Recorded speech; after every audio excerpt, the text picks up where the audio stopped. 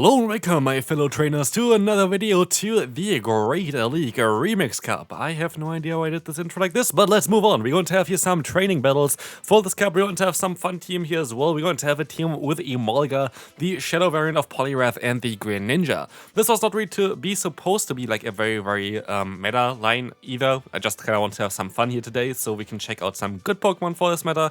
I, by the way, did not check if everybody here used actually the Pokemon that are not allowed as well, or like didn't use the Pokemon a lot, of course, as I gave them basically the list for it before, so hopefully they kind of did not use any of them. But let's take a look here at some battles. We're going to have the team of Poliwrath as a Say-Swap here, which is going to be able to get out potential Fairy-type Pokemon.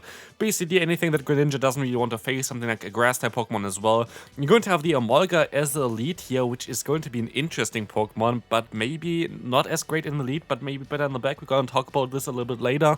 But also Greninja in the back is our sweeper. So this team was kind of fun. There are some upgrades that you can make for this team as well if you kind of want to.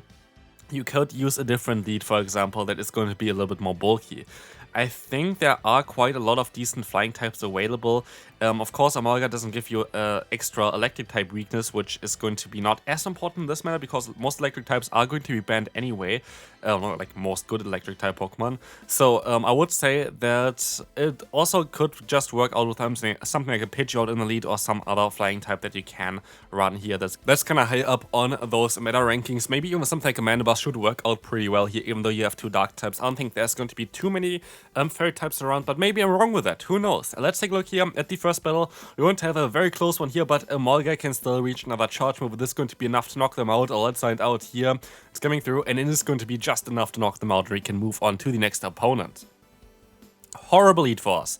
Here I actually decided to overfarm by a little bit though, because Emolga is actually really good offensively against the current meta for the Remix Cup. So I would actually think that it's going to be kind of useful to take a look at Pokemon like Emolga or the Shadow Zapdos for this cup, because most Pokemon are going to be weak to electric and flying type Pokemon, as there are quite a lot of fighting type Pokemon, quite a lot of water type Pokemon, but not a lot of water and ground type Pokemon, which are going to be very good for them. Here we're going to be actually able to get 2 shields from the opponent, which is kind of lovely, which is something that we should have not really been able to do so, but the opponent decided not to go for a charge move straight away, which is kind of great for me.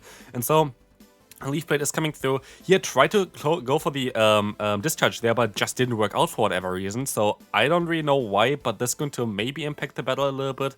I can catch a move here on the Greninja. I hope it's just the awkward here. It is going to be the Stone Edge, so it's going to be a little bit scary. But if I just got the discharge off, I just had way more HP on my Emolga, which would have been great for me. But it is what it is. I can still go for the Hydro Cannon now, which hopefully is going to be enough to knock them out. It is going to be enough, and so we can see the opponent cannot go into their Galate. They have to show their final Pokemon, which is going to be, let's see, the Mandibuzz. And yes, actually, I think I would have been able to win the game if I actually got the discharge off, which is kind of sad to see. But again, it's a training battle, so it doesn't really matter too much. But yeah, I tried to click on it, it didn't really work, and so we're sadly going to lose this one here. We're forced to go for a charge move. Discharge is not enough. Against the Mandibuzz from this range, you need 2 discharges. Like, one discharge does around like 50% of the health. This is just above 50%, and so like there's no way of us winning this game.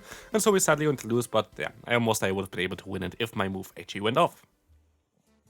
Next opponent, we're going to have a Shadow Darmanitan here. This is a player that I also showcased a few days ago with the Shadow Darmanitan in the Master League Premier Cup. Now we're going to have the Remix Cup for this one. Like Premier and Remix, like, I don't know, like I sometimes kind of confuse us with each other. But here we're going to have a very toxic team, very likely double charm, so we kind of have to get rid of the shields of the opponent. That's exactly what we're going to try to do here.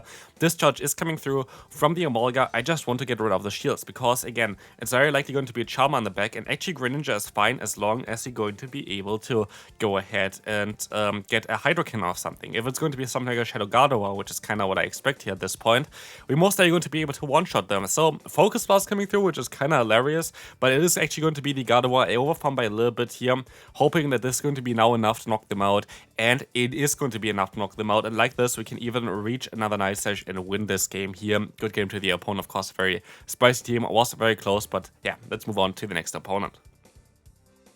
Next opponent coming through, we're going to have the Gligar in the lead. Not really ideal for us, but we can now try to go ahead and get some extra energy here.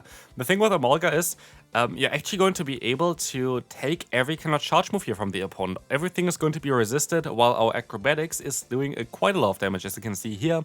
If it's going to be a dig, this would be great for us, because now we can actually swap out into the Poliwrath and counter them down, but they're going to have the Annihilate in the back, and that's going to be a little bit of a scarier one. Annihilate is going to be able to have a great matchup here, and this would be a substitute which I would recommend here if you want to try something similar here as well. I would substitute the Poliwrath for the Annihilate, because Annihilate is just a little bit of a safer Pokemon to play in the current meta. So here we're gonna be able to shield up a Shadow Ball, which is kind of great for me. I can still reach another Ice Wind. I hope I can still reach another one afterwards. It's going to be very, very close. Can we still get there in time? We cannot. And so I am gonna go into my Greninja, because all charge moves are going to be resisted. They are double debuffed, so I can take definitely a Shadow Ball here. Just Night Slash coming through, which is even better for me. And in comes a Swampert. And here the opponent makes a great play, which is, yeah, very well done here as well. They waited also, I think, a turn there. And so the Gligar was able to catch a move, and this is going to change quite a bit, sadly. I tried to catch a move here as well, which did not work out in return. They can get up to 100 energy, go for a Hydro Cannon, knock me out. They're still at 60 energy, and they're not in range yet where one Hydro Cannon is going to knock them. So my only play is to try to go for the Night Slash bait, hoping for, buff here, basically, of my own attack. If this is going to buff my own attack, I have definitely a chance of still winning this game, especially as I use a shield here. But as you can see, we win the CMP tie, but we are not going to be able to win the game as the buff is not coming through. They barely survive, and sadly we're going to lose this one. If they actually were Shadow, I would have been able to win this one, which is kind of hilarious, but the normal one apparently is a little bit better here. Next opponent, Hakomo on the lead. We're going to have a great coverage here move, at least with the acrobatics. And so what I would expect is that they're going to go for a charge move kind of straight away. And we can try to get a shield from them, but I can also just swap out into my Poliwrath, but I decide to stay in, and they're going to go into a Berserker. Should have swapped out a little bit earlier, but I just have to hope that I can still counter them down. This would be lovely for me if I can counter them down. Trailblaze is coming through, and I can just barely counter them down, allowing me to go up to nearly 2 Icy Winds. So if they're coming back into the Hakomo, which they might want to do because it might be a double Steel Line, but it is actually going to be a Feraligatr in the back, and this is going to be a little bit of a trickier one. I decided to go for the Icy Wind, thinking that they might want to use a shield here, but they don't, and so yeah, we're going to be in a tough spot. I could have went for a charge move way earlier, but I decided not to because I expected the opponent to try to catch or something like this, but no, they decided to not even go for a charge move. Now it's going to be a crunch coming through on the CMP tie, which is not ideal at all. I can go for the Ice Wind, knock them out, but the opponent still has 2 shields left. But they're going to have now a debuff that they cannot get rid of, and this is going to be very important, especially as they're going to get the shield here now.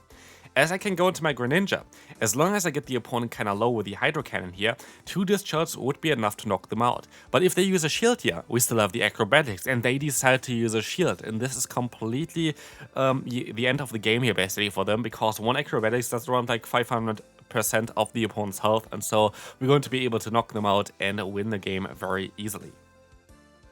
Next opponent, Empoleon in the lead. A lovely lead for us, right? So let's see how this is going to go. We're going to see the swap immediately into the Cresselia. I should have most likely swapped into my own Greninja, but I can also just wait until they go for their own charge move. I can get some extra damage in. My entire team is actually good against Empoleon, so like even if I would have stayed in here, it most likely is going to be a decent play for me. And I should have most likely stayed in, because like this, I would still be able to go for another acrobatics, most likely knock them out. Here, I can still reach the Night Slash for myself, which is going to be great. But as you're gonna see here, it is barely not going to be enough to knock them out.